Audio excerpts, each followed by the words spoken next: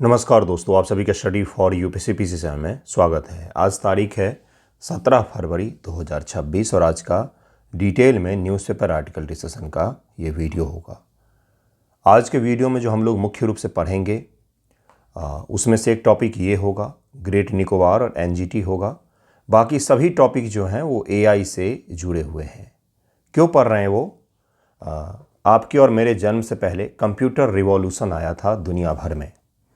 एक ऐसा रिवॉल्यूशन जिसने पूरी तरीके से पारंपरिक अर्थव्यवस्था और पारंपरिक कार्यप्रणाली को, हर चीज़ को पलट करके रख दिया। उसी प्रकार का ये भी दौर है जो हम आजकल देख रहे, जिसमें एआई नामक एक बहुत ही शानदार सा चीज़ आया जो पूरी तरीके से पारंपरिक रूप से कंप्यूटर पर भी बैठ कर के जो काम किया जाता था उस काम को भी पूरे तरीके से बदल देगा, अर्थव्यवस्था को बदल देगा, समाज को बदल देगा, कल्चर तक को बदल देगा। इतना पावरफुल चीज़ है। उसी संबंधित सबसे बड़ा समिट एक भारत में भी आयोजित किया गया है, एआई इम्पैक्ट समिट 2026, जो भारत मंडपम अभी चल रहा है। वहाँ पर विजिट भी कर सकते हैं। अगर कोई दिल्ली इत्यादि जगहों पर रहते हैं तो आसानी से फ्री होता है, तो आप आसानी से जा भी सकते हैं। तो इसमें बहुत सारे टूल वगैरह लॉन्च किए गए हैं, बहुत सारे बयान आए हैं, बहुत सारे कंसर्न भी जाहिर किए गए हैं। तो एक एक करके हम सारे टॉपिक को कंक्लूड करेंगे, पढ़ेंगे। एक दिन में कंप्लीट होने वाला टॉपिक नहीं है ये, जिसमें इतने सारी चीज़ें कही जा रही है कि हर दूसरे टॉपिक से सवाल बनाए जा सकते हैं। इसलिए भी इसको थोड़ा सा डिटेल में देखेंगे हम लोग। शुरू करते हैं आज के वीडियो से। कई सारे बच्चों के लगातार मैसेज आते हैं करंट अफेयर को लेकर के कि करंट अफेयर कैसे तैयार किया जाए। मैंने आपको 50 बार बताया है, फिर से एक बार दोहरा देता हूँ। नथिंग, कुछ नहीं करना है। न्यूज़पेपर डिस्कशन फॉलो कीजिए, कहीं से भी। दो न्यूज़पेपर मुख्य रूप से, इंडियन एक्सप्रेस और द हिंदू। हिंदी का मैंने इसलिए नहीं बोला है बंधुओं, क्योंकि हिंदी के न्यूज़पेपर हैं, पॉलिटिकल न्यूज़ अधिक होते हैं और करंट अफेयर बेस्ड न्यूज़ कम होते हैं उसमें, जो आपके एग्ज़ाम के लिए होता है। उसके अलावा कोई भी मैगज़ीन को फॉलो कीजिए, कोई भी एक मैगज़ीन जो आपको पढ़ने में सही लगे उसे ही पढ़िए। कोई ज़रूरी नहीं कि विजन ही आप पढ़ें, जो आपको सही लगे उस मैगज़ीन को पढ़िए। सभी मैगज़ीन के कंटेंट लगभग में एक ही जैसे होते हैं, कुछ भी परिवर्तन नहीं होता है। एक्सप्लेनेशन किसी में ज़्यादा किसी में कम ये ज़रूर होता है। बाकी सारे टॉपिक सभी में सेम होते, इस मंथ नहीं तो अगले मंथ, लेकिन सब में सेम होते हैं। उसके अलावा कुछ भी नहीं करना है।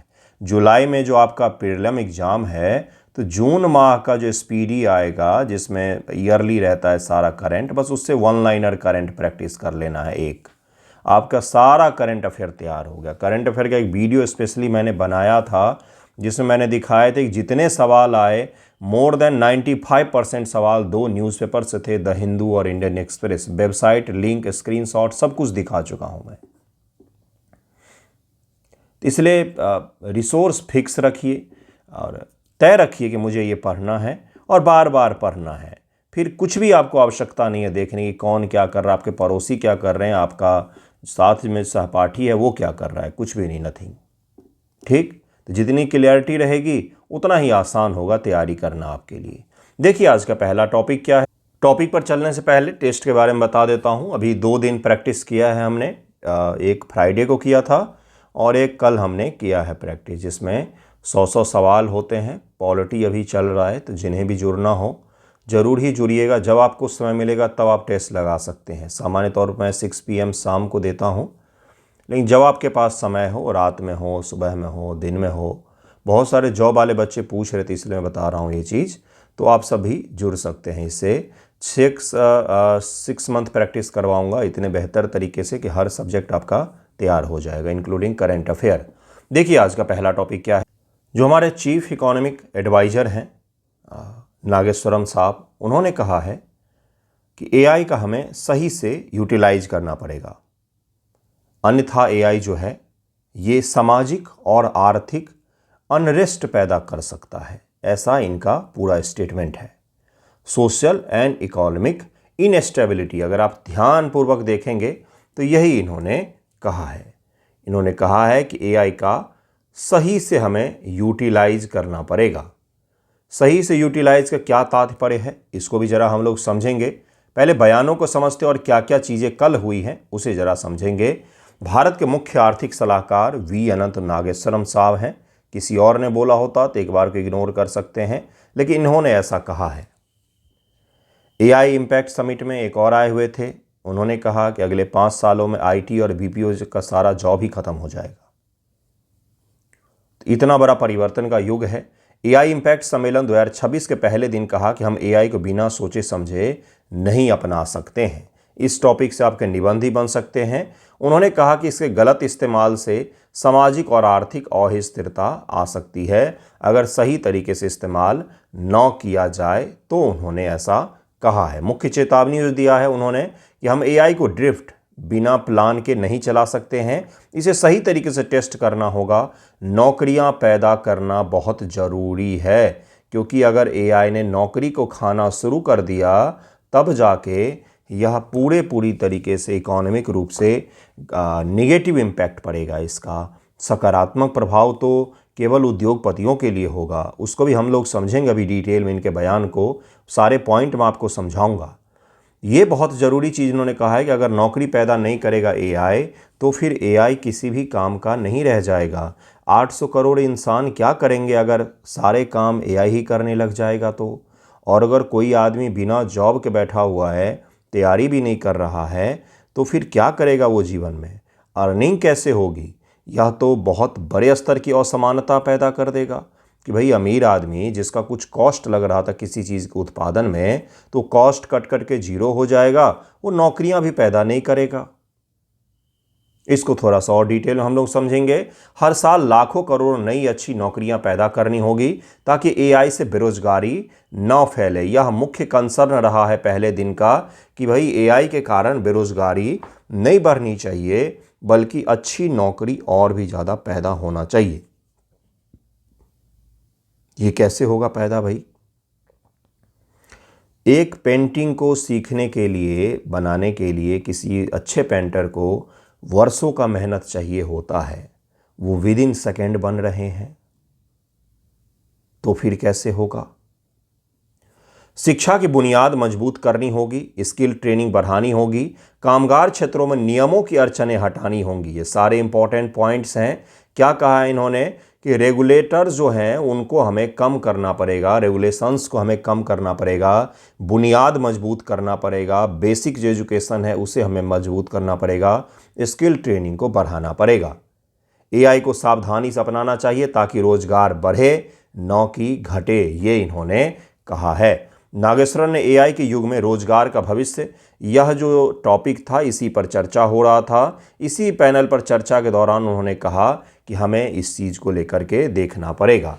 एक और जो कल इवेंट हुआ है मुख्य, उसमें टीसीएस टाटा कंसल्टेंसी सर्विस जो है और एएमडी जो चिप बनाती है, इन दोनों के बीच में डेटा सेंटर के निर्माण के लिए डील हुआ है, जिसमें 200 मेगावाट डेटा सेंटर का निर्माण किया जाएगा। डेटा सेंटर बहुत बड़े कंसर्न भी होते हैं।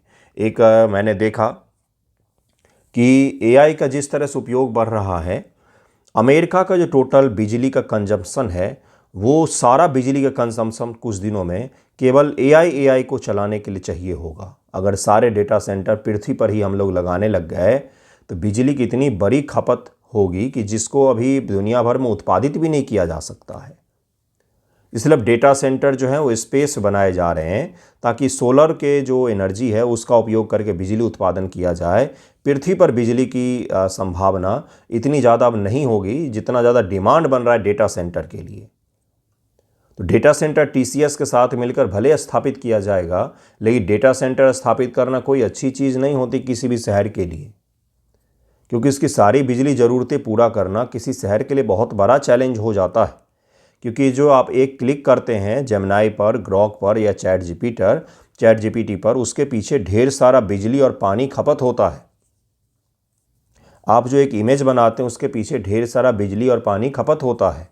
एआई जो है यह नुकसान भी कर रहा है, और इसका नुकसान वैसा है जो आमतौर पर हमें दिख नहीं रहा है, लेकिन बहुत भीषण स्तर का नुकसान है पर्यावरणीय स्तर पर और प्राकृतिक रिसोर्स के स्तर पर। ठीक है, अब जरा इनके बयान को समझते। जो इन्होंने कहा कि एआई को सही तरीके से इस्तेमाल न करने से सामाजिक व आर्थिक अस्थिरता क्यों आ सकती है।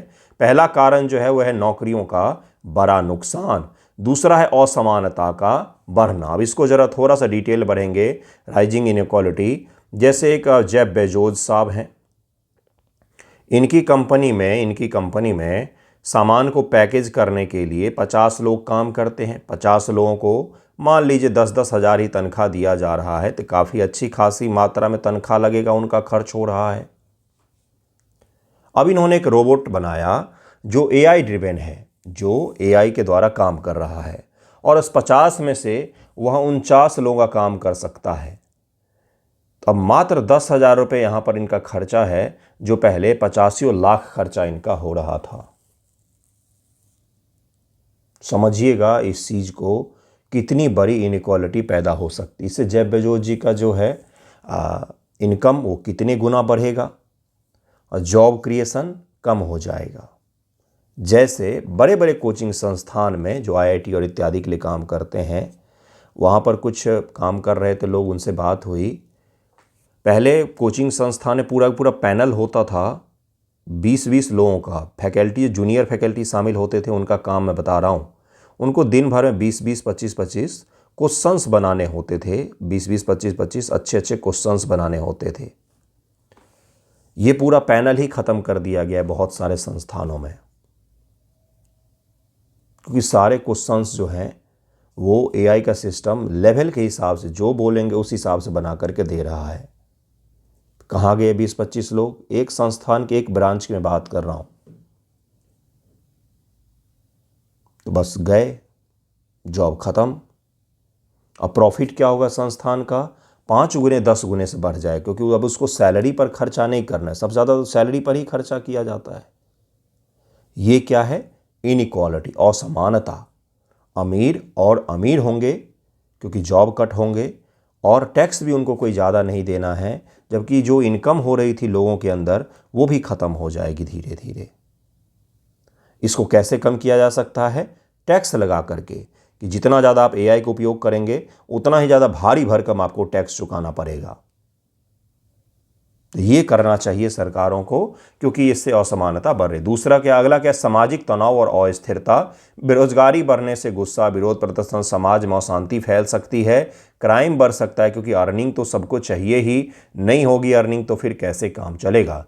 आर्थिक मंदी का खतरा, नौकरियां नहीं बनी तो लोग कम खर्च करेंगे, बाजार प्रभावित होगा, अर्थव्यवस्था सुस्त पड़ जाएगी। जैसे ज़रा ध्यानपूर्वक सुनिएगा। जैसे नोएडा है, जहाँ मैं रहता हूँ, नोएडा के इलाके हैं, ग्रेटर नोएडा का इलाका है। यहाँ पर जितने भी दुकान हैं, मॉल हैं, सब किस पर काम कर रहे हैं? तो लोग वहाँ पर ख़रीदारी करने आ रहे हैं। लोग कौन हैं? तो मैक्सिमम 95% लोग जो हैं, 90% लोग आईटी सेक्टर इत्यादि क्षेत्रों में काम करते हैं। अगर इनकी नौकरी चली जाएगी तो कौन जाएगा इन मॉल में ख़रीदने के लिए? कौन, जो हर कंपनी के बाहर चाय की टपरी लगी होती है, खाने पीने का स्टॉल लगा होता है, अगर नौकरी जाएगी तो उन सब की बिक्री क्या हो जाएगी? कम हो जाएगी। कैटास्ट्रॉफिक फेल्योर, चेन बन जाएगा पूरा फेल्योर का। कैसे? जैसे कोटा शहर है, कोटा शहर आपको पता ही होगा, कोचिंग संस्थानों के लिए जाना जाता था, लेकिन यहाँ पर स्टूडेंट के फुटफॉल जो हैं वो अप्रॉक्स 70% कम हो गए हैं, 70% कम हो गए हैं। आपको कारण पता है, वहाँ पर बहुत सारे स्टूडेंट्स की जान चली गई इस कारण से। अब यहाँ पर इसके कारण से इतने सारे हॉस्टल्स, इतने सारे स्कूल, इतने सारे दुकान, इतने सारे मॉल, इतने सारे तरह तरह की चीज़ें थी। हर चीज़ जो है वो आर्थिक चुनौतियों का सामना कर रहे हैं। जब पहले वो उनके पास दिन भर में 100 कस्टमर्स आते थे, तब 10 भी नहीं आते हैं, जिसके कारण से उनका नुकसान हो रहा है। ये क्या है?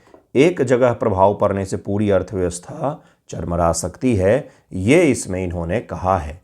स्किल और ट्रेनिंग की कमी है, बहुत तेज़ बदलाव हो रहा है एआई के कारण से। जो बदलाव पहले दशकों में होते थे बंधुओं, वो बदलाव अब मिनटों में हो रहे हैं, महीनों में हो जा रहे हैं। इस महीने एंथ्रोपिक का कोई टूल आया तो शेयर बाजार धराम, अगले महीने कोई टूल आया तो फिर परिवर्तन हो गया।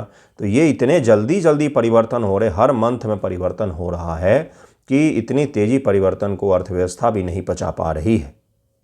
समाधान क्या है? समाधान के बारे में भी इन्होंने बात की है, इन्हीं के पॉइंट्स हैं, ज़रा ध्यानपूर्वक इसे देख लीजिएगा। इन्होंने कहा कि स्ट्रेंथिंग फाउंडेशनल एजुकेशन, इन्होंने कहा कि बेसिक जो बुनियादी शिक्षा है उसे हमें मजबूत करना पड़ेगा। स्कूल में सोच कर समस्या सुलझाने, डिजिटल स्किल को सिखाना पड़ेगा। बड़े पैमाने पर स्किल ट्रेनिंग करनी पड़ेगी। मैसिव स्किल प्रोग्राम्स, हर साल करोड़ों युवाओं को एआई, डेटा, रोबोटिक्स आदि की ट्रेनिंग देनी पड़ेगी। हर साल नई नौकरियां पैदा करना पड़ेगा। एआई को सावधानी से अपनाना पड़ेगा। एडॉप्ट एआई इन ए कैलिब्रेटेड मैनर, पहले छोटे स्तर पर टेस्ट, फिर धीरे धीरे इसे बढ़ाना पड़ेगा। नियमों में आसानी लानी पड़ेगी। रेगुलेशंस को कम करना पड़ेगा, जिससे रोजगार के क्षेत्र खुलेपन के साथ में आगे बढ़ सकें।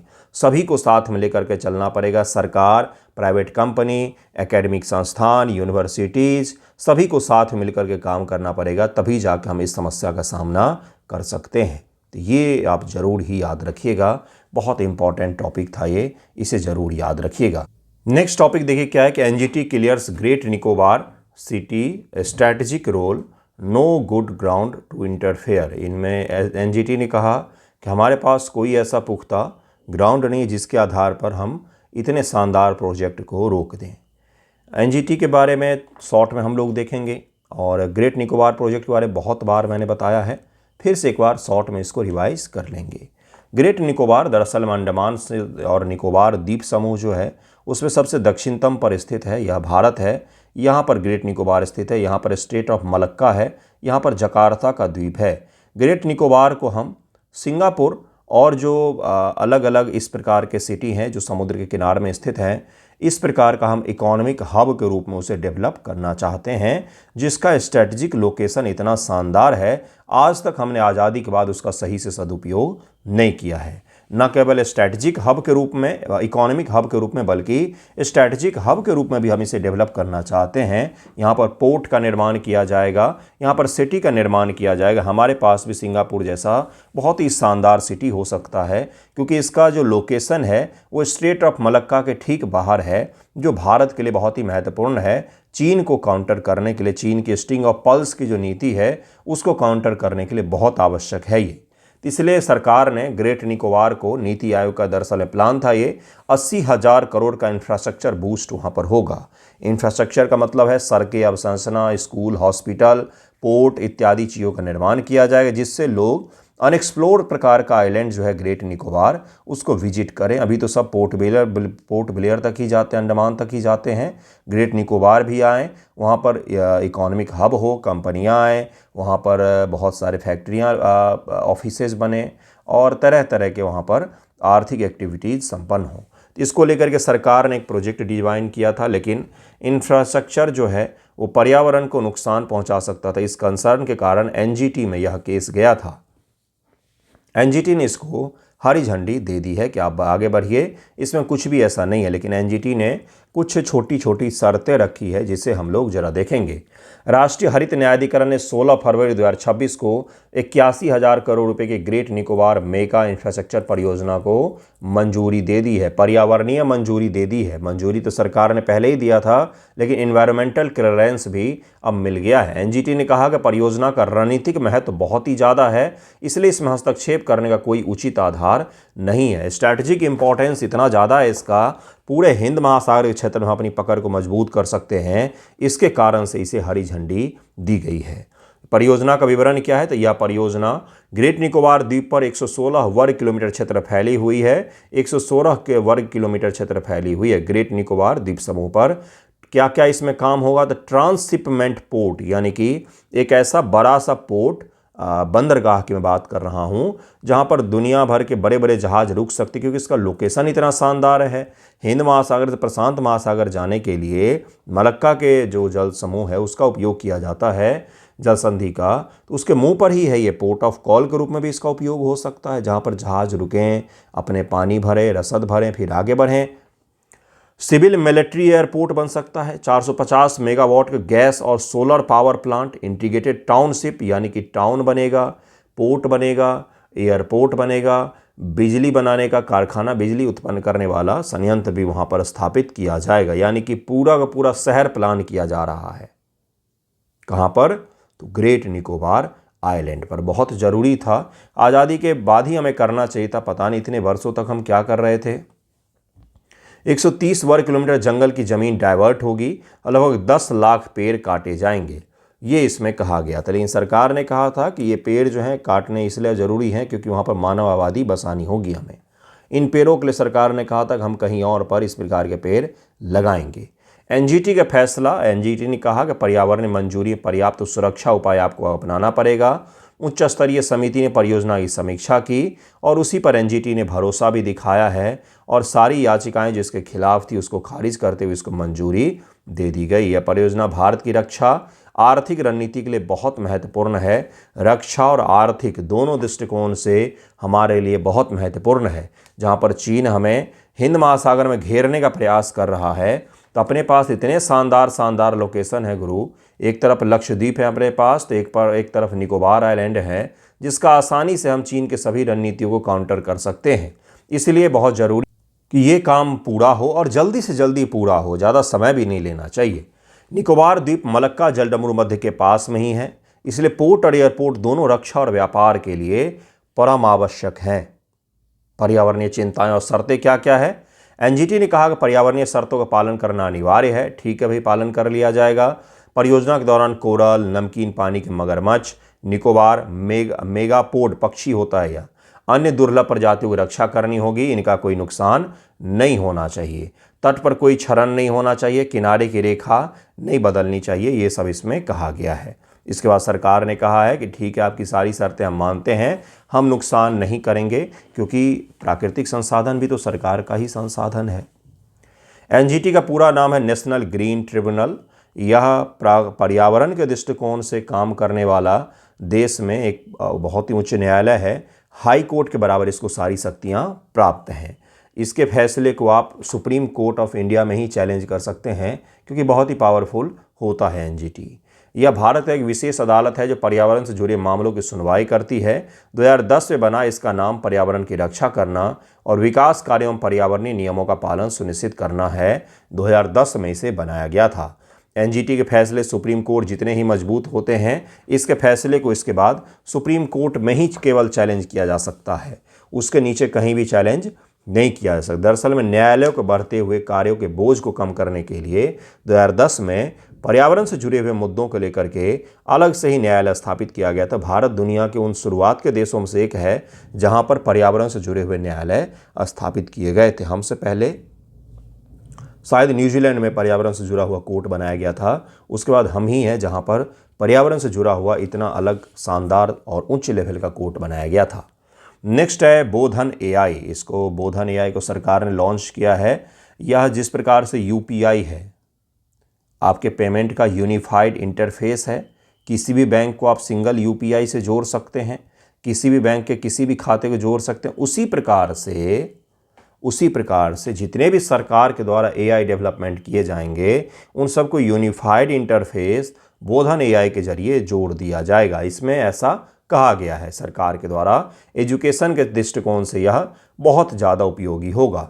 शिक्षा मंत्री ने कहा, पिछले हफ्ते घोषणा की कि अगले शैक्षणिक सत्र से प्री प्राइमरी से लेकर के हायर एजुकेशन तक, प्री प्राइमरी यानी कि बिल्कुल छोटे बच्चों वाले स्कूल से लेकर के हायर एजुकेशन तक, bachelor degree, masters degree, research तक, सभी स्तरों पर एआई टूल्स को पढ़ाई में शामिल किया जाए। इसीलिए बोधन एआई नामक एक नॉन प्रॉफिट कंपनी बनाई गई है जो आईआईटी मद्रास में centre of excellence for AI education के तौर पर काम करेगा। यह योजना पिछले बजट में घोषित की गई थी। इसके लिए 500 करोड़ रुपए आवंटित किए गए हैं सरकार के द्वारा।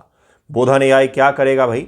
तो भारत एडू स्टैक बनाएगा, एजुकेशन स्टैक बनाएगा। या शिक्षा का डिजिटल पब्लिक इंफ्रास्ट्रक्चर होगा, ठीक जैसे यूपीआई हमारा पेमेंट इंफ्रास्ट्रक्चर है, पेमेंट के लिए एक अवसंरचना है जिसका उपयोग पूरे भारत में किया जाता है। उसी प्रकार से एजुकेशन के क्षेत्र में एआई के लिए भारत में बोधन एआई का उपयोग किया जाएगा, जो भारत में सभी जो प्री प्राइमरी से लेकर के हायर एजुकेशन तक में एआई को इम्प्लीमेंट करने का प्रयास करेगा।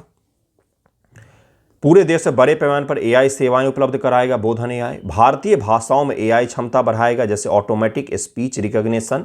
स्कूलों में एआई टूल्स को राज्य सरकारों के साथ मिलकर के लागू करेगा।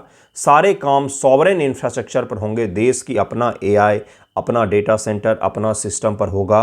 कुछ भी डिपेंडेंसी इसमें हमारी नहीं होगी, इसमें शून्य होगा। तो वही है बोधन एआई, जरूर इसे याद रखिएगा। स्कूलों में एआई का उपयोग छात्रों के लिए फ़ोन या लैपटॉप पर आवाज़ से अभ्यास, जवाब देने के तुरंत बाद फीडबैक, एआई पर्सनलाइज वर्कशीट बना सकता है, छात्रों की कमजोरियों का पता लगाना, पाठ याद करने में योजना बनाना और सही से याद करने के लिए आसानी से उनको ट्रिक इत्यादि उपलब्ध करवाना, इन सभी चीज़ों में यह मदद करेगा। टूल्स पहले चरण में आवाज़ आधारित होंगे ताकि छोटे बच्चे भी आसानी से इस्तेमाल कर सकें। सभी टूल्स भारतीय भाषाओं उपलब्ध होंगे, जितने भी भारत की अलग अलग भाषाएं हैं, रीजनल से लेकर के देश लेवल की, उन सभी भाषाओं उपलब्ध होगा। डेटा की सुरक्षा पर खास ध्यान रखा गया है। बच्चों का डेटा पब्लिक फोरम पर नहीं रखा जाए, क्योंकि छोटे बच्चों का डेटा होगा, स्कूल के बच्चों का डेटा होगा, जो सेंसिटिव डेटा होता है, जिसका मिसयूज भी किया जा सकता है। सरकार का लक्ष्य क्या है? एआई को सिर्फ अमीर स्कूलों तक नहीं बल्कि सभी स्कूलों तक पहुंचाया जाए, छोटे से छोटे स्कूल से लेकर के बड़े स्कूल तक। शिक्षा को व्यक्तिगत बनाना ताकि हर बच्चा अपनी गति सीख सके। हर बच्चे के पढ़ने की क्षमता, लर्निंग कैपेसिटी अलग अलग होती है। एआई के जरिए हम कस्टमाइज वे में हर बच्चे के लिए अलग अलग प्रकार से ट्रेनिंग कर सकते हैं। शिक्षा और माता पिता को भी एआई से मदद मिलेगी, शिक्षकों को भी कहीं ना कहीं मदद मिलेगी। तो ये क्या था? Bodhan AI, very very very important. आपसे सवाल पूछा जा सकता है, जरूरी से याद रखिएगा। सरकार ने बजट में भी घोषणा कर दी है, 500 करोड़ का बजट एलोकेशन भी इसके लिए किया गया है। इसी प्रकार का एक और है एआई टूल, जिसको आज लॉन्च किया जाएगा, 17 फरवरी 2026 को लॉन्च किया जाएगा। AI power Bharat Vistaar, all set to launch today. AI AI AI चारों तरफ हो रहा है, और अगर आप इस दौर में भी छूट रहे हैं पीछे, तो ये तो वैसे ही बात है। 2005-6 के समय में जिसने कंप्यूटर सीखा, सबसे पहले अर्निंग उन्हीं की ज़्यादा हुई थी, उन्हीं को अच्छी नौकरी मिली थी। आज के समय में अगर आप एआई का सीख नहीं रहे हैं, उपयोग नहीं कर रहे हैं, सदुपयोग नहीं कर रहे हैं, पढ़ नहीं रहे हैं, पढ़ने के लिए उपयोग नहीं कर रहे हैं, तो आप फिर पीछे रह जाते हैं। जॉब के लिए उपयोग नहीं कर रहे हैं तो फिर आप पीछे रह जाते हैं। चारों तरफ हर दिन न्यूज़पेपर, टीवी, सोशल मीडिया, सब जगह आपको एक ही चीज़ दिखेगा, एआई एआई एआई। ठीक है, तो अपॉर्चुनिटीज़ मुझे लगता है आज जितना ज़्यादा फैला हुआ है आपके चारों तरफ, बियॉन्ड गवर्नमेंट जॉब के अलावा भी उतना ज़्यादा फिर इससे पहले कभी भी नहीं था। हाँ, लेकिन ये भी है कि सबसे सुरक्षित सरकारी जॉब ही है, क्योंकि एआई दुनिया का हर काम कर सकता है आने वाले समय में। इसलिए सरकारी जॉब से ज़्यादा सुरक्षित तो कुछ भी नहीं होता है। ठीक, तो ये भी है, लेकिन आपको इन चीज़ों के बारे में थोड़ा अवेयर भी होना चाहिए। भारत विस्तार, किसानों के लिए एआई टूल आज लॉन्च किया जा सकता है। सरकार 17 फरवरी को भारत विस्तार, इसका इंग्लिश में भी यही नाम है बंधुओं, इसलिए इसे यही याद रखिएगा, एक्सपेंशन मत कर दीजिएगा इसको, नाम का एक नया एआई टूल लॉन्च करने जा रही है। इसका पूरा नाम है virtually integrated system to access agriculture resources. इसका पूरा नाम भी याद रखिएगा। बीपीएससी को फुल फॉर्म पूछने की भी बीमारी है, वो ये भी पूछ लेती है कभी कभी कि भाई फुल फॉर्म बताओ इसका। तो विस्तार का फुल फॉर्म है virtually integrated system to access agriculture resource. इसका पूरा नाम है। भारत तो भारत ही है, विस्तार इसका यह पूरा नाम है।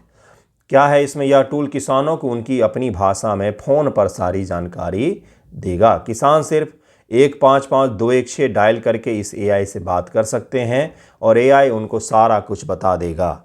इसीलिए उसने कहा, एक्सपर्ट महोदय ने, कि अगले 5 सालों में बीपीओ जॉब ही ख़त्म हो जाएगा, क्योंकि आप कहीं पर भी सपोर्ट, बीपीओ का मतलब कॉल सेंटर, आप कहीं पर कोई टेक्निकल दृष्टि से आपको कोई दिक्कत आती है, चाहे बैंक का हो या कंप्यूटर का हो या फ़ोन का हो या सिम का हो, आप कॉल सेंटर कॉल करते तो वहाँ पर फिर आपसे एआई बात करेगा।